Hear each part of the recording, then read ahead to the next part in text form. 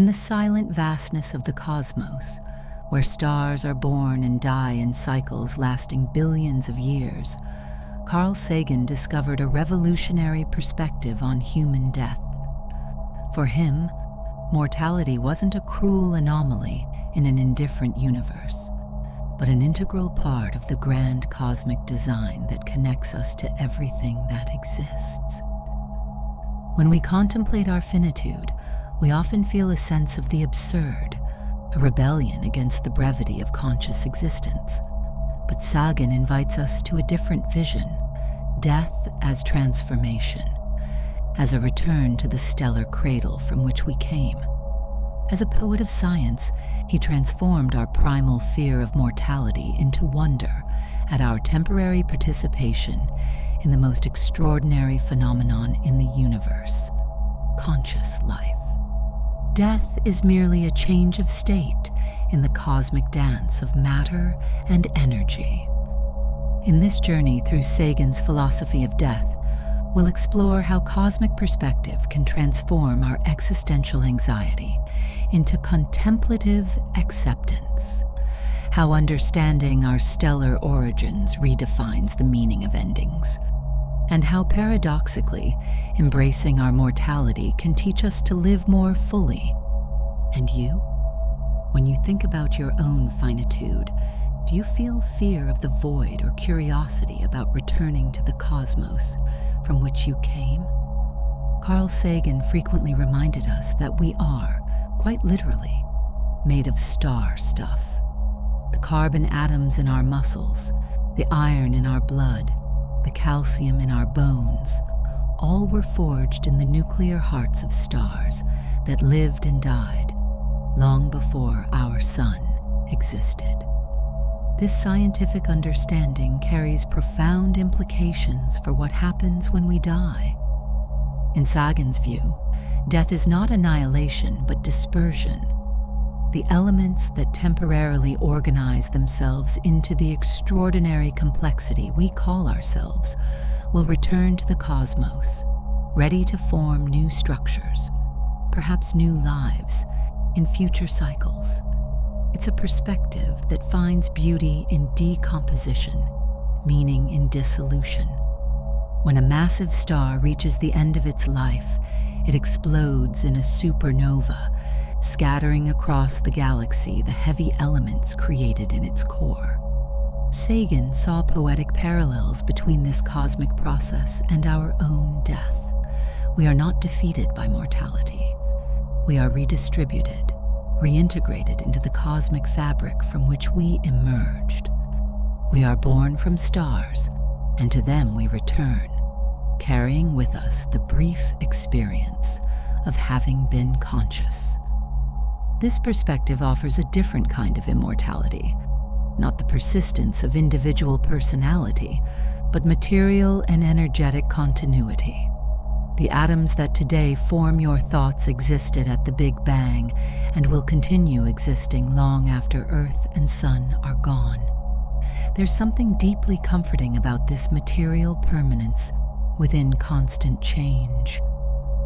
And you? How does it feel to know that the atoms comprising your body right now were once part of stars, planets, and perhaps other forms of life?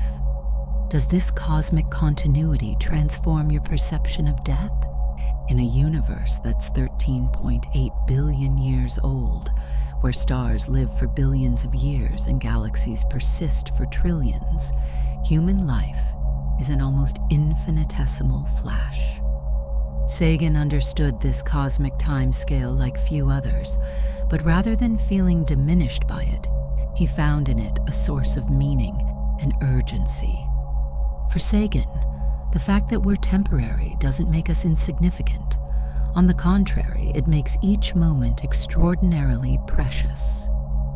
We are the rarest of cosmic phenomena, matter organized in such a way that it can contemplate its own existence, do science, create art, love. Our brevity isn't a cosmic flaw, but a unique opportunity. Death, in this perspective, isn't the opposite of life, but its essential delimiter. It's precisely because we have limited time that every experience carries weight. Every choice matters. Every human encounter becomes significant.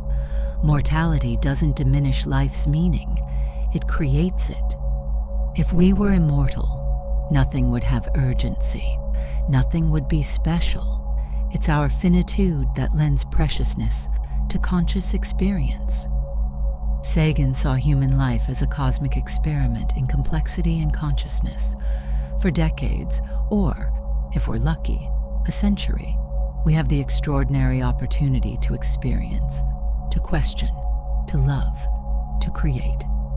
Death, then, isn't a sentence, but the natural conclusion of a phenomenon that is already, in itself, improbable and wonderful.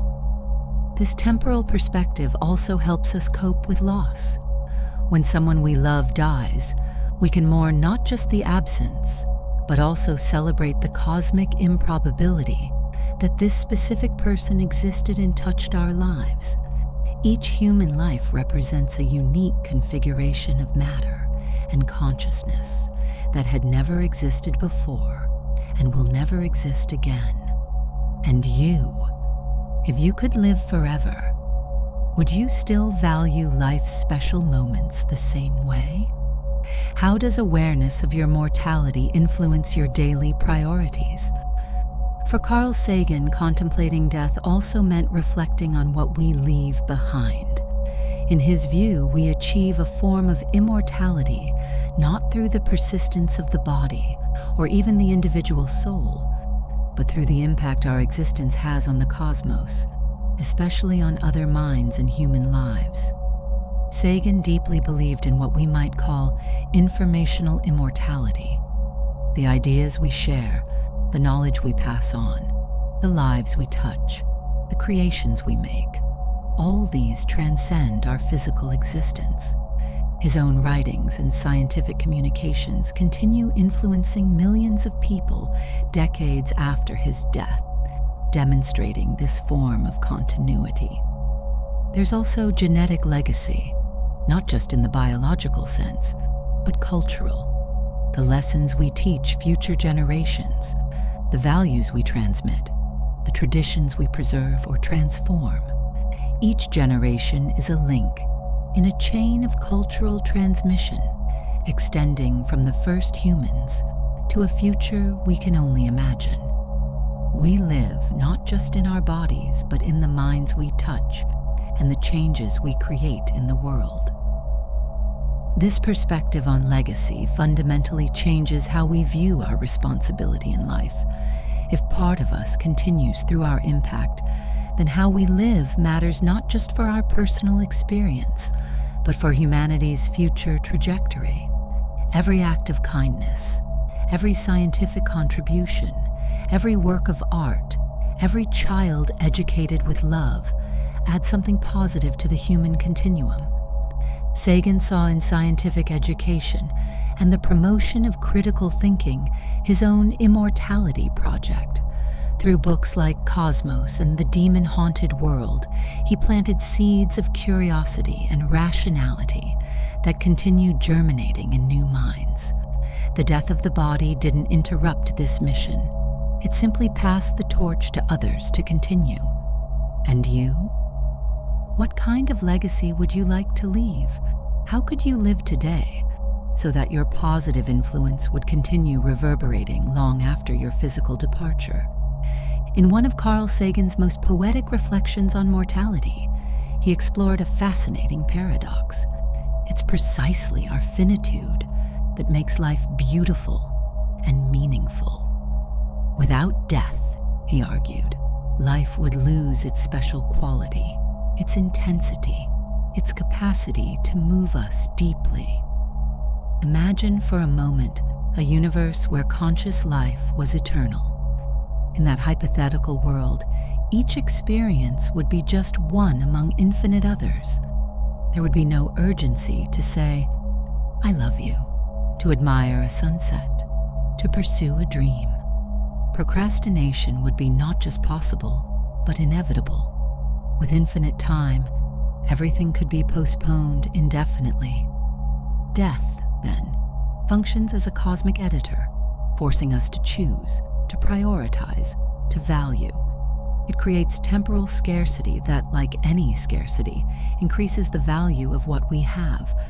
A moment shared with someone beloved is precious, precisely because we both know there's a limited number of such moments. Mortality is life's muse, inspiring us to art, love, and the search for meaning before it's too late. Sagan also noted that our awareness of death connects us deeply with one another. We share this fundamental condition, finitude, with all other human beings, regardless of our differences.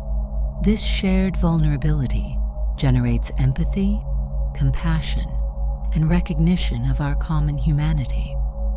There's also an aesthetic beauty in death when viewed through cosmic lenses, like leaves falling in autumn to nourish new plants, like stars dying to seed the cosmos with heavy elements. Our death is part of larger cycles of transformation and renewal. We participate in a broader cosmic dance where ending and beginning are just different phases of the same process. And you? Can you find beauty in life's temporality? How does your awareness of death influence the intensity with which you live your days? One of Carl Sagan's most consoling perspectives on death was his emphasis on the universality of this experience. Not only do all humans face mortality, but all living beings, all stars, all galaxies. Even the universe itself may have an end. We're all, literally, in the same cosmic boat. This understanding of universal mortality dissolves many of the artificial barriers we create between ourselves. Kings and paupers, geniuses and ordinary people, saints and sinners, all share the same fundamental destiny. Death is the great cosmic equalizer, reminding us of our shared humanity beyond all superficial differences. Sagan saw in this universality a source of cosmic compassion. When we understand that all sentient beings face the same existential anxiety, the same struggle against finitude, we naturally develop more empathy. The small differences that divide us pale before the great experience that unites us. Being conscious in a universe that may have no other examples of consciousness. We share with all living creatures, and with the stars themselves, the same cosmic destiny of transformation. There's also a deep ecological perspective in this vision. Our individual death contributes to the continuity of life as a whole. The nutrients from our bodies feed plants, which feed animals, which eventually feed other plants. We're part of an interconnected web of life and death, giving and receiving, on scales from the microscopic to the galactic. This cosmic interconnectedness also extends to time. We're contemporaries, not just with other living humans, but with all currently burning stars, all galaxies currently gravitating toward each other. Our death connects us with all deaths that came before and will come after, a temporal continuity that transcends our individual existence. And you? How does it feel knowing you share mortality with all forms of life and even with the stars? Does this universal perspective change how you view your conflicts and connections with other human beings? At the end of his life, Carl Sagan faced his own mortality with the same scientific curiosity and philosophical acceptance that characterized his entire career. For him, accepting death didn't mean giving up on life, but understanding it more deeply. The cosmic perspective he championed transformed his own experience of mortality into something approaching transcendence. Transformative acceptance of death, in Sagan's philosophy, begins with understanding that resisting mortality is resisting the very nature of the cosmos. The same physical laws that govern stars govern our bodies. The same processes that created galaxies also create and dissolve our individual consciousness. Fighting against this would be like fighting gravity or the passage of time. But acceptance doesn't mean passive resignation. It means recognizing our mortality as an integral part of the cosmic experience, and paradoxically, this frees us to live more authentically. When we stop spending energy denying or fearing death, we can redirect that energy to living fully, creating meaningfully, loving deeply. The greatest personal revolution comes when we stop fighting our cosmic nature and begin dancing with it. Sagan believed that the cosmic perspective on death could transform not just individuals but humanity as a whole. If more people understood our deep connection with the cosmos, our shared brevity, our responsibility as temporary manifestations of universal complexity, perhaps we would treat each other and our planet with more reverence and care. Death, seen through Sagan's eyes, becomes less an end to be feared and more a transformation to be understood. It's not the negation of life, but its natural conclusion. It's not our defeat, but our reintegration into the cosmos that created us. And in this understanding, we find not just peace, but a different kind of eternity. The eternity of having participated, however briefly, in the most extraordinary phenomenon we know, conscious life in the universe. And you?